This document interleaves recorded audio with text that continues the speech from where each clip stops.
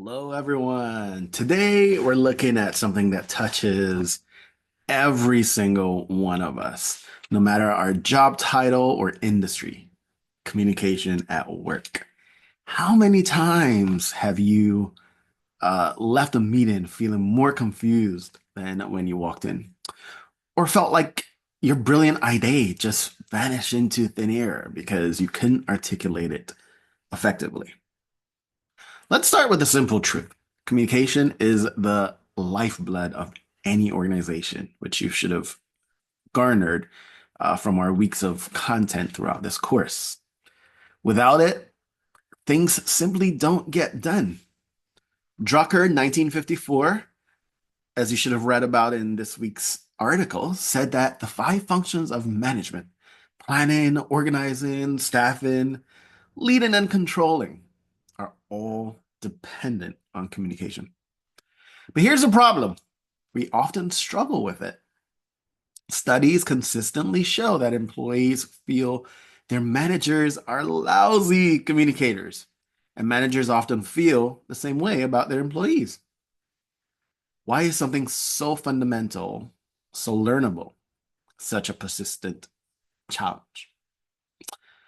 So one reason is the tone we set. Think about those managers whose instructions sound like they're straight out of a Gestapo film, or whose memos read like ironclad laws of a tyrant. Sure, the message might be understandable, precise, and clear, but it's not well received. It's not embraced.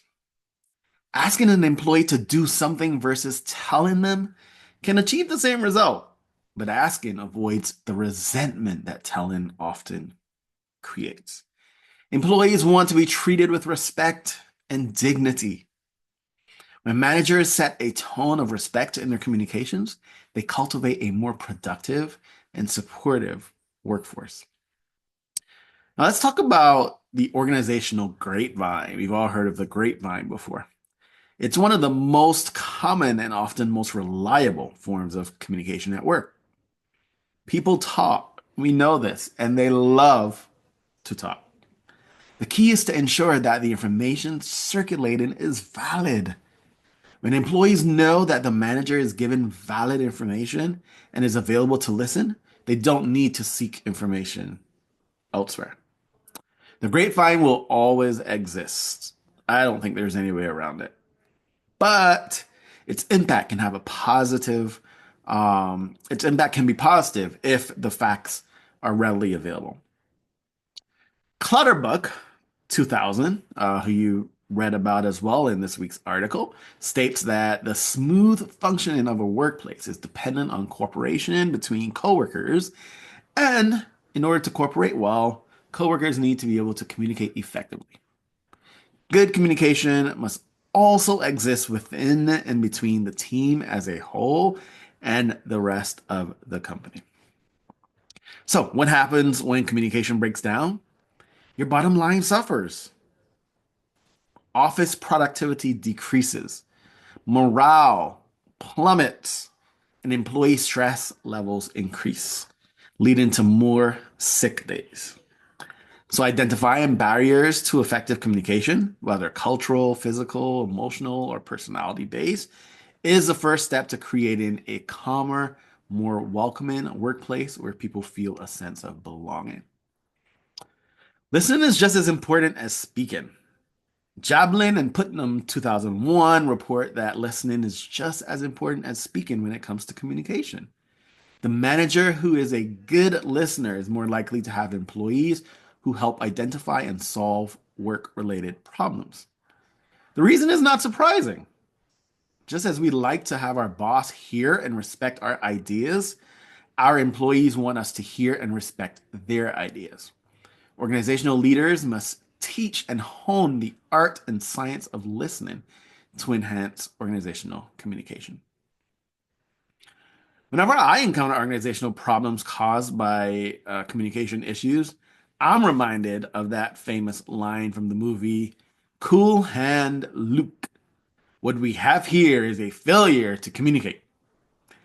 Investigating communication problems Pratnakis and Arson, 1991, McKenna, 1985, and Pfeffer, 1992, found that the best organizations communicate well, but also invent flowing communication systems that provide organizational members an opportunity to express and marshal their ideas, needs, and concerns.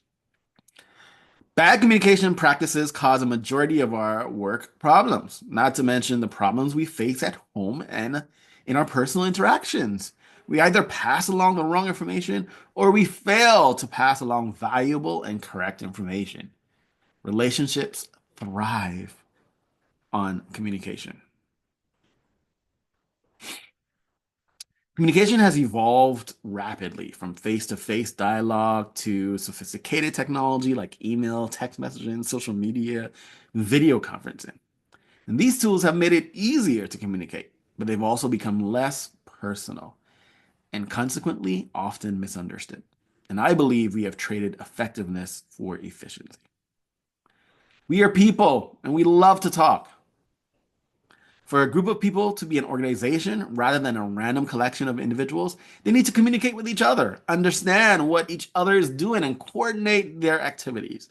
As Covey 1990 indicates, you don't need to be a management expert to know that.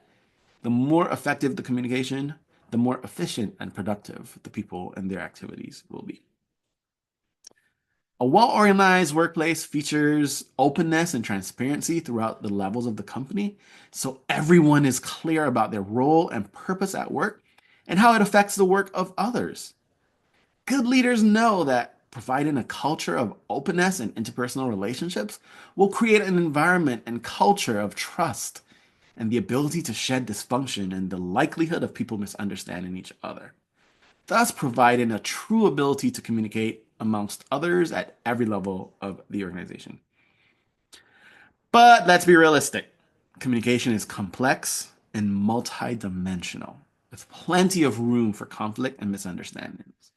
Boone and Kurtz, 2002, believe that for an organization to be successful, it must have all employees capable of sending and receiving information quickly, clearly, effectively, and accurately.